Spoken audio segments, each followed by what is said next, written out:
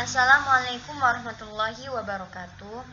Kami dari kelompok 14 mata kuliah bimbingan konseling yang beranggotakan saya Hanifatul Mukaromah, yang kedua Anita Trimaharani, yang ketiga Hanifah Aminatus. Di sini kami akan menjelaskan tentang pola, teknik, dan pendekatan BK sekolah.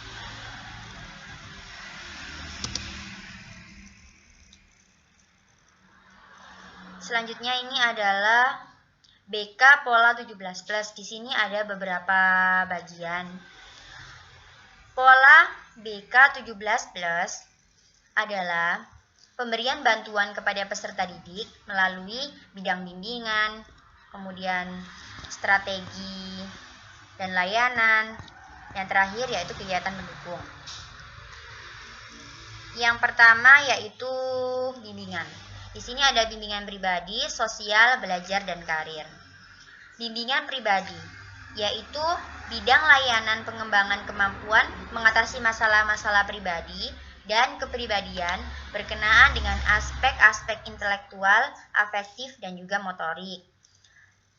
Yang kedua, bimbingan sosial, yaitu bidang layanan pengembangan kemampuan dalam mengatasi masalah-masalah sosial dalam kehidupan berkeluarga, di sekolah, maupun di masyarakat, juga upaya dalam berinteraksi dengan masyarakat.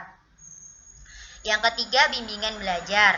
Bimbingan belajar yaitu layanan untuk mengoptimalkan perkembangan dan mengatasi masalah dalam proses pembelajaran. Bimbingan karir yaitu layanan yang merencanakan dan mempersiapkan masa depan karir peserta didik. Selanjutnya masuk di layanan dan strategi. Yang pertama ada orientasi. Layanan yang ditujukan untuk peserta didik baru guna memberikan pemahaman dan penyesuaian diri terhadap lingkungan sekolah yang baru ditempati atau dimasuki. Yang kedua ada pembelajaran. Layanan pembelajaran yaitu layanan yang memungkinkan peserta didik mengembangkan sikap dan kebiasaan belajar yang baik, materi belajar yang cocok dengan kecepatan dan kesulitan belajarnya, serta berbagai aspek tujuan dan kegiatan lainnya yang berguna untuk kehidupannya. Yang ketiga, konseling individu, yaitu layanan yang memungkinkan peserta didik memperoleh layanan secara pribadi melalui tatap muka dengan konselor atau guru pembimbing dalam rangka pembahasan dan pengentasan pengatasan masalah yang dihadapi oleh peserta didik. Selanjutnya, konseling kelompok, yaitu layanan bimbingan konseling yang memungkinkan sejumlah peserta didik secara bersama-sama melalui dinamika kelompok memperoleh berbagai bahan dari narasumber tertentu. Selanjutnya, layanan informasi yang bertujuan untuk membekali peserta didik dengan berbagai pengetahuan dan pemahaman tentang berbagai hal yang berguna untuk mengenali diri, merencanakan, dan mengembangkan pola kehidupan sebagai pelajar, anggota keluarga, dan juga masyarakat. Selanjutnya, layanan penempatan atau penyaluran, yaitu serangkaian kegiatan bimbingan konseling yang membantu peserta didik agar dapat menyalurkan atau menempatkan dirinya dalam berbagai program sekolah, kegiatan belajar, penjurusan kelompok, pilihan pekerjaan, dan lain-lain. Selanjutnya, bimbingan kelompok, yaitu layanan bimbingan dan konseling yang memungkinkan peserta didik memperoleh kesempatan untuk membicarakan dan menyelesaikan permasalahan yang dialami melalui dinamika kelompok. Mediasi, yaitu layanan bimbingan konseling yang dilaksanakan konselor terhadap dua pihak yang sedang dalam keadaan tidak menemukan kecocokan, sehingga membuat mereka saling bertentangan dan bermusuhan. Yang terakhir yaitu konsultasi, yaitu layanan bimbingan konseling yang diberikan kepada seseorang untuk memperoleh wawasan, pemahaman, dan cara-cara yang perlu dilaksanakan dalam menangani atau membantu pihak lain. Kemudian Masuk di kegiatan pendukung. Yang pertama ada instrumen BK, yaitu kegiatan pendukung berupa pengumpulan data dengan keterangan tentang peserta didik dan lingkungan yang lebih luas yang dilakukan baik dengan tes maupun non-tes. Selanjutnya himpunan data, yaitu kegiatan untuk menghimpun seluruh data dan keterangan yang relevan dengan keperluan pengembangan peserta didik. Alih tangan, yaitu kegiatan bimbingan dan konseling untuk mendapatkan penanganan yang lebih tepat dan tuntas terhadap masalah yang dialami oleh peserta didik dengan memindahkan penanganan ke pihak yang lebih kompeten atau berwenang. Konferensi kasus, yaitu kegiatan bimbingan dan konseling untuk membahas permasalahan yang dialami oleh peserta didik dalam suatu forum pertemuan yang dihadiri oleh berbagai pihak yang diharapkan dapat memberikan penyelesaian. Kunjungan rumah, yaitu kegiatan yang dilakukan untuk memperoleh data, keterangan, kemudahan, dan komitmen bagi pemecahan masalah yang dialami oleh peserta didik melalui kunjungan rumahnya. Yang terakhir, terapi kepustakaan, terampilan kepustakaan, yaitu kegiatan pemecahan masalah dari buku atau dengan buku. Selanjutnya akan dilanjutkan oleh Anita Trimaharani. Nah, yang selanjutnya adalah teknik bimbingan konseling. Teknik bimbingan konseling di sini menggunakan dua pendekatan, yaitu yang pertama adalah pendekatan disiplin, yang kedua adalah pendekatan bimbingan konseling. Di sini saya merujuk pada jurnalnya Jeja Suteja dengan judul Teknik Bimbingan Konseling dalam Mengembangkan Potensi Siswa di Sekolah. Beliau memberikan definisinya tentang pendekatan disiplin, yaitu pendekatan disiplin merujuk pada aturan dan ketentuan tata tertib yang berlaku di sekolah beserta sanksinya. Sebagai salah satu komponen organisasi sekolah, aturan tata tertib siswa beserta sanksinya memang perlu ditegakkan untuk mencegah sekaligus mengatasi terjadinya berbagai penyimpangan perilaku siswa. Kendati demikian, harus diingat sekolah bukan lembaga hukum yang harus mengobrol sanksi kepada siswa yang mengalami gangguan penyimpangan perilaku. Sebagai lembaga pendidikan, justru kepentingan utamanya adalah bagaimana berusaha menyembuhkan segala penyimpangan perilaku yang terjadi pada para siswanya. Nah, dari sini bisa saya tarik kesimpulan bahwa pendekatan disiplin adalah untuk memberikan efek jera kepada para murid bahwa ketika saya melanggar suatu tata tertib sekolah, maka yang terjadi adalah saya akan dapat hukuman, saya akan dapat sanksi, maka saya tidak boleh menjadi siswa yang nakal, saya harus mematuhi tata tertib sekolah. Jadi adanya kedisiplinan diharapkan akan membuat siswa menjadi lebih baik ke depannya. Dan yang kedua adalah pendidikan atau pendekatan bimbingan konseling. Nah, masih menurut Jeja Suteja, pendekatan bimbingan konseling berbeda dengan pendekatan disiplin yang memungkinkan pemberian sanksi untuk menghasilkan efek jera.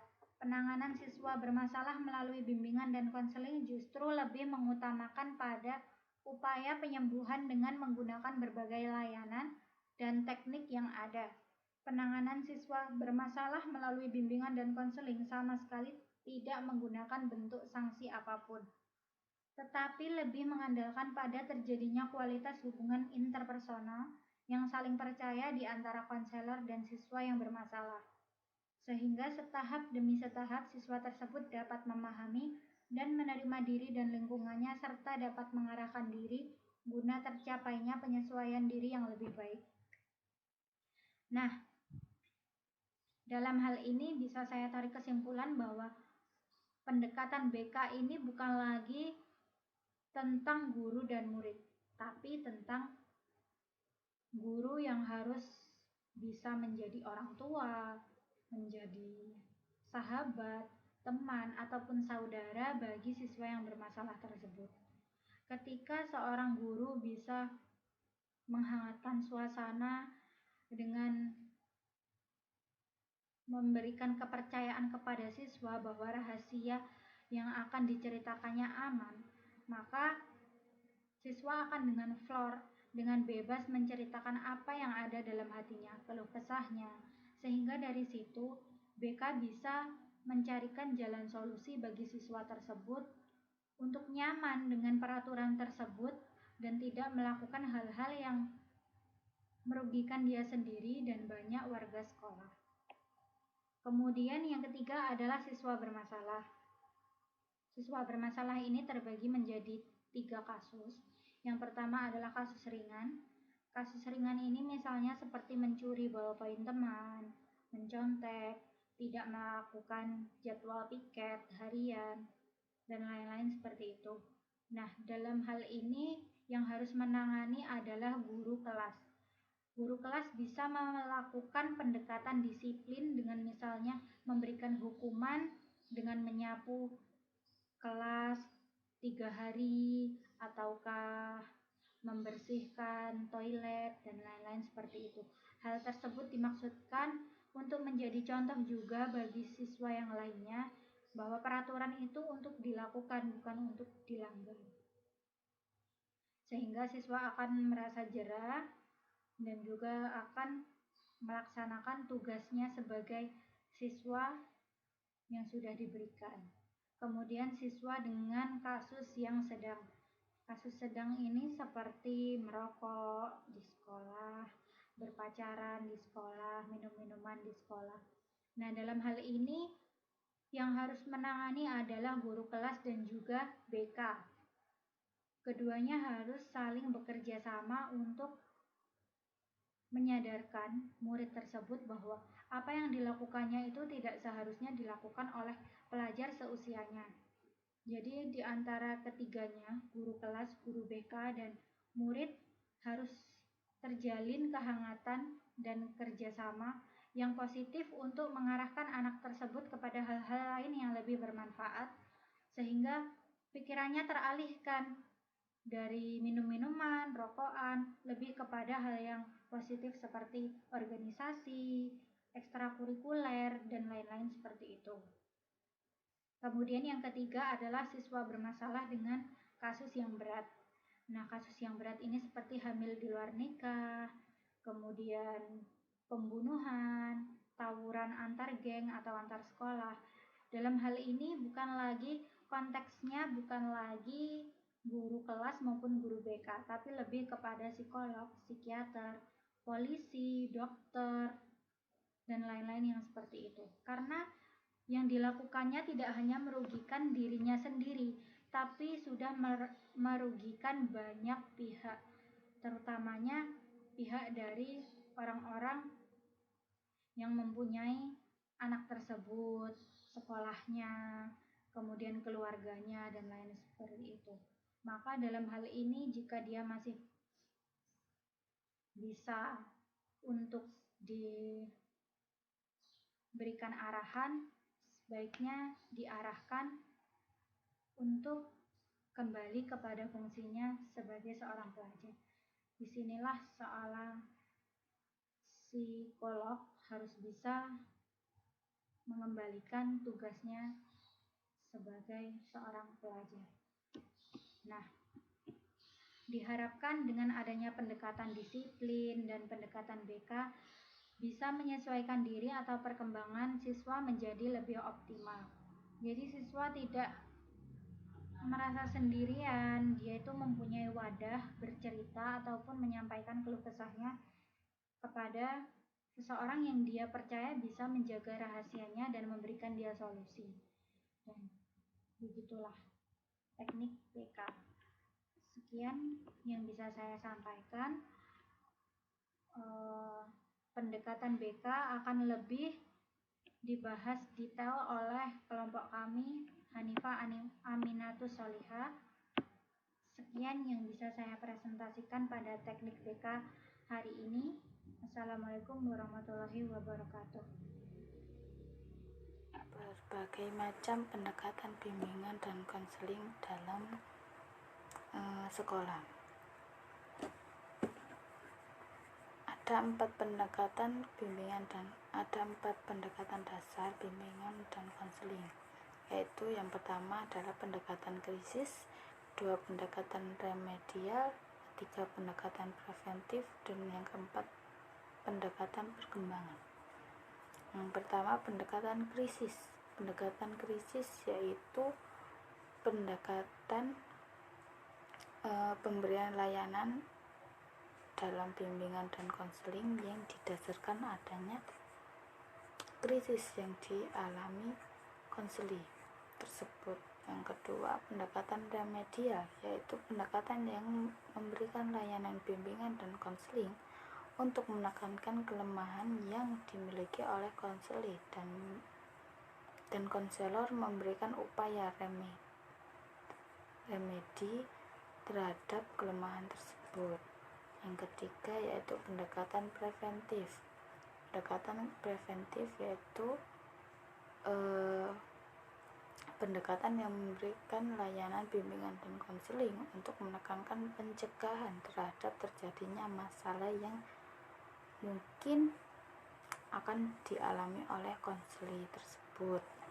Terus yang keempat yaitu pendekatan perkembangan. Pendekatan perkembangan yaitu pendekatan yang memberikan layanan bimbingan dan konseling untuk menekankan pada identifikasi seperti pengetahuan, keterampilan, sikap, dan pengalaman yang diperlukan oleh konseli agar konseli tersebut berhasil dalam melakukan kehidupan seperti akademik, karir, atau pribadi sampai sosialnya. Konselor dengan orientasinya yaitu pendekatan perkembangan akan merancang program bimbingan dan konseling yang sesuai dengan tahapan perkembangan konseli sehingga konseli memiliki kesempatan yang luas dalam memperoleh pengetahuan, keterampilan, dan sebagainya di dalam kehidupan sehari-harinya konseli tersebut. Sekian, terima kasih dari kelompok kami. Wassalamualaikum warahmatullahi wabarakatuh.